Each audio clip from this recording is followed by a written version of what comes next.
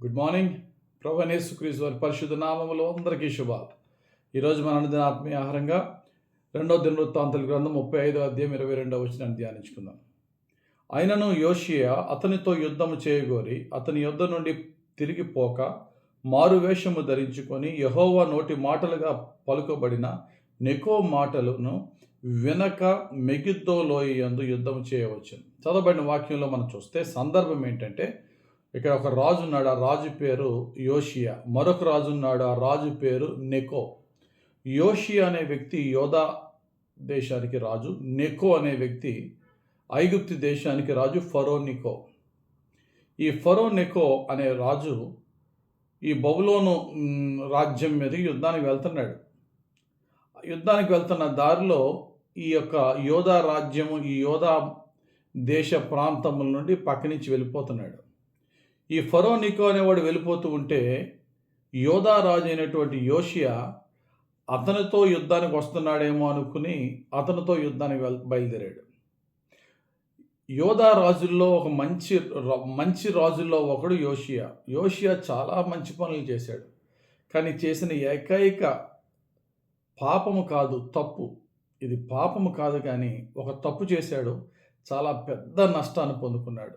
ఏంటా తప్పు అంటే, తనకి సంబంధించిన గొడవకు అతను వెళ్ళాడు. ఎవరెవరి మధ్య గొడవ? బబులోనుకి ఐగుప్తుకి మధ్య గొడవ. ఈ బబులోనుతో యుద్ధం చేయడానికి ఐగుప్తు దేశపు రాజు బయలుదేరుతున్నాడు యోధా ప్రాంతం నుండి. యోధా రాజు అయిన యోషియా తనకు సంబంధించిన గొడవలో నేను నా వైపు వస్తావని చెప్పి వెళ్ళినప్పుడు ఫరో నెకో చాలా చక్కటి మాటలు చెప్పాడు. అయ్యా యోధా రాజా యోషియా, నీకు నాకు గొడవ లేదు. నీ జోలికి నేను రాను, నా జోలికి నువ్వు రావద్దు. బబులోను మీద యుద్ధానికి దేవుడు నన్ను ప్రేరేపించాడు కాబట్టి నేను వెళ్తున్నాను. దయచేసి please don't come in my way.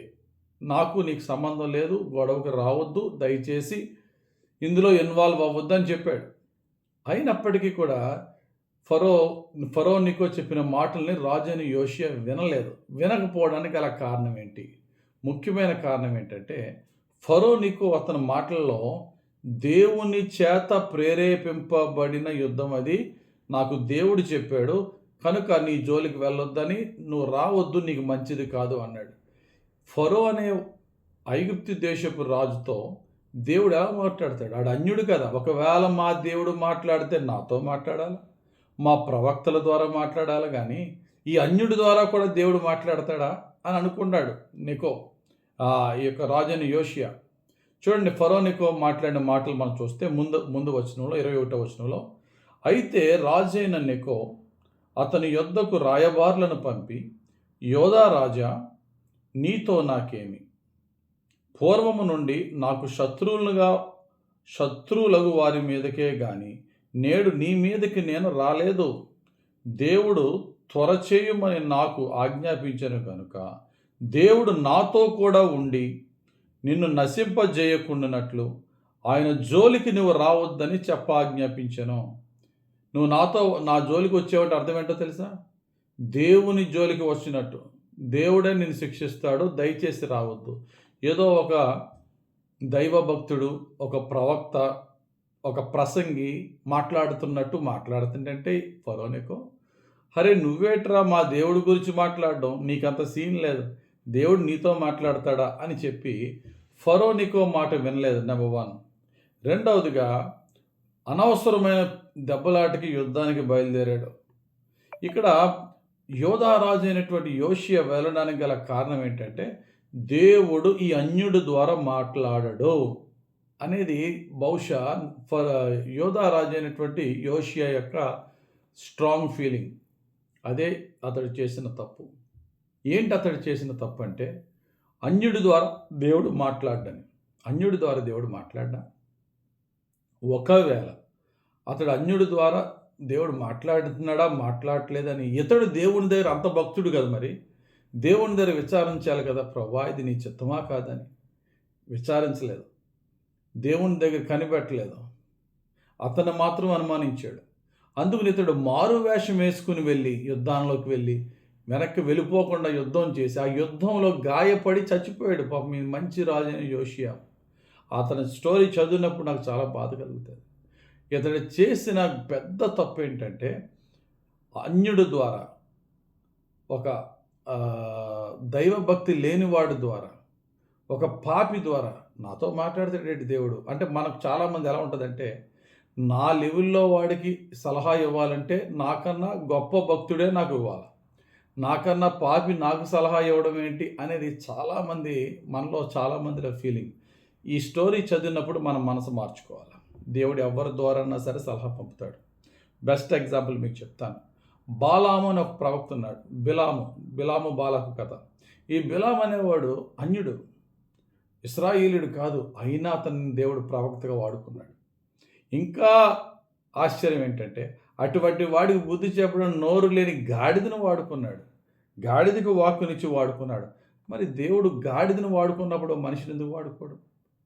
ఒక అన్యుడైనటువంటి పారసీకుడైనటువంటి పర్షియన్ కింగ్ అయిన సైరస్ ఖొరేషుని ప్రేరేపించి, నువ్వు వెళ్ళి నా మందిరాన్ని కట్టించడానికి నా ప్రజలను పంపించమన్నాడు. ప్రవక్త ఎవరో చెప్పలేదు ఖొరేష్కి దర్శనంలో దేవుడు మాట్లాడాడు. ఖొరేష్ అన్న భక్తుడా? రాబోయే కాలం గురించి నెబుకద్నెజరుతో దేవుడు మాట్లాడాడు. నెబుకద్నెజరు అన్న భక్తుడా? ఇంకా ఆశ్చర్యం ఏంటంటే, ఇశ్రాయేలు యెరికో పట్టణాన్ని జయించడానికి మనం జయించగలమా లేదా అని చెప్పి వేగుల వారిని స్పైస్ని పంపినప్పుడు, ఒక వేశ్య అయినటువంటి రాహాబు వారికి ఇంట్లో వారిని దాచి వారిని కాపాడుతూ ఒక మాట అన్నది, దేవుడు ఈ దేశాన్ని మీకు ఇవ్వబోతున్నాడు. She spoke like a prophetess. ఆ మాట మనకి యెహోషువ గ్రంథం 2:9 ఉంటుంది. యెహోవా ఈ దేశమును మీకిచ్చుచున్నాడనియు ఒక ప్రవక్త్రి మాట్లాడినట్టు మాట్లాడింది. అప్పుడు వీళ్ళు, అరే నువ్వు వ్యభిచారివి, నువ్వు ఒక ప్రొఫెషనల్ ప్రాస్టిట్యూట్ అయ్యి నువ్వు ఎలా చెప్పేస్తున్నావు ఇది అని వాళ్ళు ఆమె మాట నిర్లక్ష్యం చేయలే. దేవుడు ఆమె ద్వారా కూడా పలికించాడు. యేసుక్రీస్తు వారిని సిలువ వేసేటప్పుడు పిలాతు చాలా తెలివైన వాడు. జడ్జి గారు జడ్జిమెంట్ ఇస్తున్న టైంలో అతనికి అందని జ్ఞానము ఇంట్లో ఉన్న తన భార్యకు అందింది. ఆమె భార్య కబురు పెట్టింది మత్తయి సువార్త 27:19, ఆయన నీతిమంతుడు, నాకు దర్శనములో నేను చూశాను, ఆయన జోలికి వెళ్ళొద్దని. ఒక అన్యురాలు మాట్లాడింది, ఒక వ్యభిచారి మాట్లాడింది, ఒక అన్యరాజు మాట్లాడాడు. వీళ్ళందరి ద్వారా దేవుడు మాట్లాడాడు. కాబట్టి ఎదుటివాడు మనకి సలహా ఇచ్చినప్పుడు ఆడు ఎవడో మనకు అనవసరం. ఇచ్చిన సలహా మంచిదా కాదా? ఒకవేళ నాకు ఏమైనా డౌట్ ఉంటే వాళ్ళకంట మనం భక్తులుగా ఫీల్ అవుతున్నాం కాబట్టి అదే సలహాను ప్రభు దగ్గర మనం ఎదురు చూద్దాం. మనం కూడా కొద్దిసేపు ప్రార్థనలు గమనిద్దాం, గడుపుదాం. అంతే తప్ప మన సొంత జ్ఞానాన్ని, సెల్ఫ్ విల్, హ్యూమన్ విజ్డమ్ అని, గాడ్స్ గైడెన్స్ని ప్రక్కన పెట్టి నా తెలివి, నా జ్ఞానము, నా సెల్ఫ్ కాన్ఫిడెన్స్, నా కోపము అని చెప్పి మనం వెళ్తే ఖచ్చితంగా దెబ్బలు తింటాం. యోషియా చాలా పెద్ద దెబ్బ, వెనక్కి తీసుకోలేని దెబ్బతిన్నాడు. కాబట్టి మన అనుదిన జీవితంలో దేవుడు ఎవరి ద్వారా అయినా, పాపి ద్వారా అయినా, దేవుడు అంటే నమ్మకం లేని వాడి ద్వారా కూడా దేవుడు మన సలహా ఇవ్వచ్చు. దాన్ని మనం యోచిద్దాం, ప్రభు పాదాల యొద్ద పెట్టి ప్రార్థనాపూర్వకంగా నిర్ణయం తీసుకుందాం. ఎవరిని తక్కువ చూడొద్దు, ఎవరిని తక్కువ చేసి యోచించొద్దు. అది నేర్చుకోవాల్సిన పాఠం. అందరినీ కూడా గౌరవిద్దాం, అందరి సలహాలు గౌరవిద్దాం. ప్రతి సలహాను కూడా ప్రార్థనాపూర్వకంగా మనం యోచించి సరైన నిర్ణయం తీసుకోవడానికి యేసయ్య మనందరికీ ఆయన ఆత్మ ద్వారా సహాయం చేయనుగాక. ఆమేన్. పరిశుద్ధుడా, ప్రేమ కలిగిన తండ్రి, శ్రేష్టమైన వాక్యం ఈరోజు మాకు ఇచ్చారు. మంచి రాజు ప్రభువా యోషియా తనకి పట్టణ జగడంలో వెళ్ళి అన్యాయంగా ప్రాణాలు కోల్పోయాడు ప్రభువా. దానికి కారణము ఒక అన్యుడి ద్వారా దేవుడు ఎందుకు మాట్లాడతాడు? అతడు చెప్పింది అబద్ధం అనుకున్నాడు, కానీ ఆ అన్యుడి ద్వారా నువ్వు మాట్లాడావని సత్యాన్ని యోచించలేకపోయాడు. నీ యొద్ద విచారణ చేయకుండా తనకి సెల్ఫ్ కాన్ఫిడెన్స్తో వెళ్ళిపోయాడు ప్రభువా. అట్టి తప్పులు మేము చేయకుండా మమ్మల్ని నీ కృపతో రక్షించండి ప్రభువా. ఎవరు సలహా ఇచ్చినా దాన్ని తండ్రి నీ పాదాల యొద్ద పెట్టి, నీ యొద్ద విచారణ చేసి, నీ చిత్తానుసారంగా నీ ఆత్మ సహాయంతో ముందుకు వెళ్ళగలిగే భాగ్యం దయచేయమని, ఎవరిని చిన్న చూపు చూడకుండా ఎవరి ద్వారానా మాట్లాడే దేవుడవు అనే సత్యాన్ని మేము తెలుసుకొని, నీ యొక్క జ్ఞానముతో, నీ ఆత్మయోచనతో మా జీవితాన్ని ముందుకు నడిపించుకునే కృప మాకు దయచేయమని యేసుక్రీస్తు వారి పరిశుద్ధ నామంలో ప్రార్థించి వేడుకొనుచున్నాము తండ్రి. ఆమేన్. తండ్రి, కుమార, పరిశుద్ధాత్మ దేవుని త్రియేక దీవెన హెచ్చుగా మనపై దిగి వచ్చి మనల్ని దీవించును గాక. ఆమేన్. God bless you. Have a very blessed day.